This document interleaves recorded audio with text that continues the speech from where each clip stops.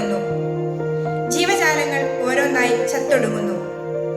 തലയുയർത്തി നിന്ന അമ്പരചുംബികളായ പർവ്വതങ്ങളെ പോലും ജലം വിഴുങ്ങിക്കളഞ്ഞു. എന്നിരുന്നാലും ജീവന്റെ തുടിപ്പുകൾ സംരക്ഷിച്ചുകൊണ്ട് ഇതിനെയൊക്കെ അതിജീവിച്ച് ഒരു പെട്ടകം മാത്രം മുന്നോട്ട് നീങ്ങിക്കൊണ്ടിരുന്നു.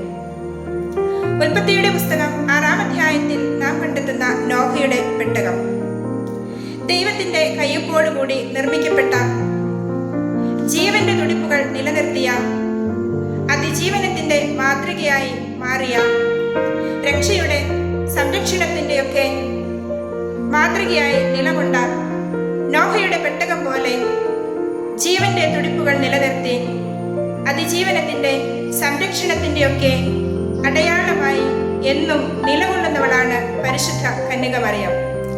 സെപ്റ്റംബർ 1 മുതലുള്ള ദിവസങ്ങളിൽ പരിശുദ്ധ ദൈവമാതാവിന്റെ ജനന പെരുന്നാളിനായി നോവും പ്രാർത്ഥനകളുമായി നാം ഒരുങ്ങുകയാണ്. പരിശുദ്ധ അമ്മയുടെ ജീവിതം ഒരു അതിജീവനത്തിന്റെ ജീവിതം തന്നെയായിരുന്നു. ജീവിതത്തിലുണ്ടായ പ്രശ്നങ്ങളെ, പ്രതിസന്ധികളെയെല്ലാം ദൈവഹിതത്താൽ അതിജീവിച്ചവളാണ് പരിശുദ്ധ കന്യകാമറിയം. കൗമാരത്തിൽ താൻ നെയ്തെടുത്ത ഗാർഹിക സ്വപ്നങ്ങൾ പിഴുതെറിയപ്പെട്ട് ദൈവഹിതത്തിന് ആമേൻ പറയാൻ വിളിക്കപ്പെട്ട ഒരു ഗ്രാമീണ പെൺകുട്ടി, സംശയിക്കപ്പെടുന്ന മാതൃത്വം,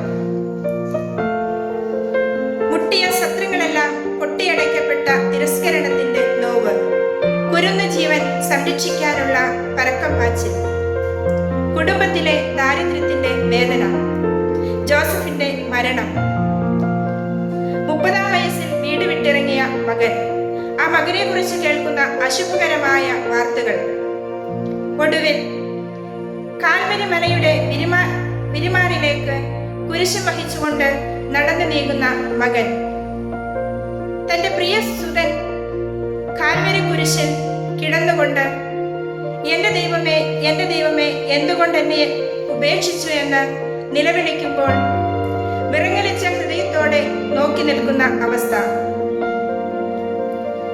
ഏറ്റവും ഒടുവിൽ തന്റെ ഏക മകന്റെ ചേതനയറ്റ ശരീരം കരങ്ങളിൽ ഏറ്റുവാങ്ങിയ നിമിഷം.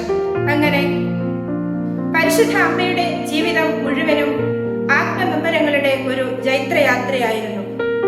ജീവിതത്തിലെ പ്രതിസന്ധികളെ അതിജീവിക്കാൻ സാധിക്കുമെന്ന് പരിശുദ്ധ അമ്മ നമ്മെ കാണിച്ചു തന്നു. പരിശുദ്ധ അമ്മയുടെ ജനന പെരുന്നാളിന് നാം ഒരുങ്ങുമ്പോഴും അമ്മ നമുക്ക് നൽകുന്ന സന്ദേശവും മറ്റൊന്നുമല്ല, ജീവിതത്തിലെ പ്രതിസന്ധികളെ അതിജീവിക്കുക എന്നതാണ്. ജീവിതത്തിന്റെ ഏതവസ്ഥയിലും നമ്മെ താങ്ങുവാൻ ഒരമ്മയുണ്ട് എന്ന വിശ്വാസം നമുക്ക് എന്നും ആശ്വാസം നൽകുന്നതാണ്.